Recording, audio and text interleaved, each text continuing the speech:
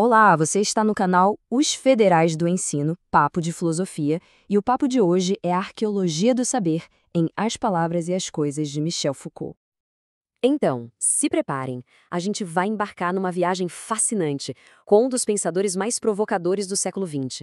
Nós vamos literalmente desenterrar as camadas ocultas do conhecimento, fazendo uma verdadeira arqueologia do saber, com essa obra incrível que é As Palavras e as Coisas. Prontos para começar a cavar? O Foucault já começa o livro com uma pergunta que, olha, abala todas as nossas certezas. Basicamente como é que a gente organiza o mundo? Por que certas coisas parecem fazer sentido juntas e outras não? Ele nos desafia a enxergar essa tábua, sabe, essa estrutura mental que é quase invisível, onde a gente aprende a criar a ordem que para nós parece tão óbvia, tão natural. E para tornar isso bem concreto, Foucault nos dá o exemplo de um paciente com uma afasia. Imagina a cena. A pessoa está diante de vários novelos de lã coloridos, e ela tenta criar uma ordem. Primeiro agrupa por cor, mas essa ordem se desfaz. Aí tenta por textura, e de novo o caos volta. Essa incapacidade de fixar uma classificação gera uma angústia, assim, profunda. A lição aqui é genial. A ordem não está nas coisas em si, mas no sistema que a nossa mente impõe a elas. Sem esse sistema, o mundo vira um turbilhão que não dá para entender. Ok, nossa primeira escavação arqueológica nos leva lá para o Renascimento, no século XVI. Foucault chama a estrutura de saber dessa época de episteme da semelhança. Vamos ver como as pessoas desse tempo liam o mundo. No Renascimento, o mundo não era visto como uma máquina cheia de leis, mas como um texto gigante, um livro mesmo, que precisava ser lido. A crença era que tudo estava coberto de sinais, de assinaturas que Deus teria deixado para nos guiar. Então, conhecer era uma arte de interpretação, de encontrar as conexões secretas, as semelhanças que uniam o céu e a terra, as plantas e o corpo humano. Era tudo conectado. E essa busca por semelhanças se baseava em 4 formas principais. A conveniência era a semelhança pelo toque, pela vizinhança, sabe, uma coisa colada na outra. Já a emulatio era um tipo de reflexo à distância, como um espelho, o rosto humano espelhando o sol, por exemplo. A analogia revelava os mesmos padrões em escalas diferentes, tipo as veias de uma folha e as veias do nosso corpo. E, por fim, a simpatia, que era uma força invisível que atraía as coisas, como o girassol que se vira sempre buscando o sol. E quem é o herói trágico desse mundo que está acabando? Dom Quixote, claro. Ele é o último cavaleiro da semelhança. Ele não viaja para viver aventuras, mas para provar que os sinais que ele lê nos livros de cavalaria ainda correspondem à realidade. Para ele, um moinho tem que ser um gigante, uma pousada tem que ser um castelo. Ele tenta desesperadamente forçar o mundo a se encaixar nessas semelhanças que já não faziam mais sentido. A conexão entre as palavras e as coisas já tinha se partido. E essa ruptura nos leva direto para a nossa próxima camada arqueológica. Vamos avançar para os séculos 17 e 18, a Idade Clássica, para descobrir uma forma completamente nova de ordenar o conhecimento. A busca por semelhanças escondidas, então, fica para trás. Agora, isso é visto como imaginação ou até loucura. O novo jeito de conhecer é analisar, comparar, medir e, acima de tudo, ordenar. O objetivo não é mais decifrar os segredos do mundo, mas criar um grande quadro, um tableau, onde cada coisa tem o seu lugar exato, definido pelo que a gente consegue ver, por suas identidades e diferenças. Olha só que mudança brutal na prática. No século XVI, o naturalista Aldrovandi ia descrever um animal misturando anatomia com lendas, usos medicinais, símbolos. Tudo isso era saber sobre o bicho.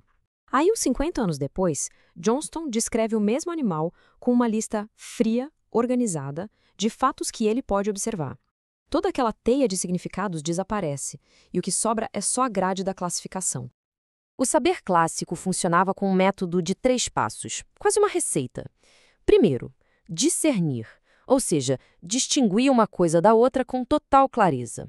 Segundo, ordenar, organizar essas diferenças em séries lógicas, do mais simples para o mais complexo. E terceiro, sempre que desse, medir, reduzir o mundo a uma ordem matemática que desse para calcular. O grande projeto dessa era a taxonomia, a ciência da ordem. Pensa só em Linneu classificando todo o reino vegetal, ou nas gramáticas universais, que buscavam a estrutura lógica por trás de todas as línguas. A ambição, gente, era imensa, criar um mapa completo de todo o conhecimento possível, sem deixar nenhuma lacuna, nenhum espaço em branco. Mas como vocês podem imaginar, essa grande ordem clássica também estava destinada a ruir. Lá no final do século XVIII, acontece outra ruptura, e é dela que emerge a nossa própria forma de pensar, a episteme moderna. Aquele quadro lindo, todo ordenado, que parecia tão estável, de repente se estilhaça. As coisas já não cabem mais naquela superfície plana da representação. Começam a surgir forças profundas, invisíveis, que trazem com elas a dimensão da história, da profundidade e da finitude. E que forças são essas? Foucault aponta 3 áreas principais. Primeiro, a vida. A biologia, com Cuvier, passa a estudar a organização interna e as funções dos seres vivos, não só como eles parecem por fora. Segundo, o trabalho. A economia, com Ricardo, foca na produção, no esforço humano ao longo do tempo. E terceiro, a linguagem. A filologia descobre que as palavras têm uma história própria, uma gramática interna que evolui com o tempo.